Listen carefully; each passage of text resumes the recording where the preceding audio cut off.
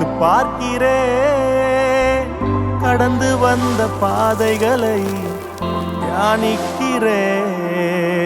தயவை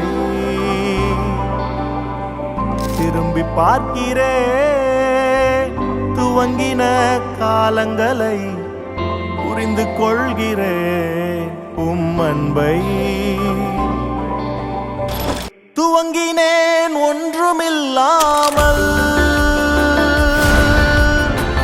திருப்தியாய் என்னை நிறைத்தீர். துவங்கினேன் ஒன்றுமில்லாமல் திருப்தியாய் என்னை நிறைத்தீர். நீர் உண்மை உள்ளவர், நன்மை செய்பவர், கடைசி வரை கைவிடாமல் நடத்தி செல்பவர். நீர் உண்மை உள்ளவர், நன்மை செய்பவர்,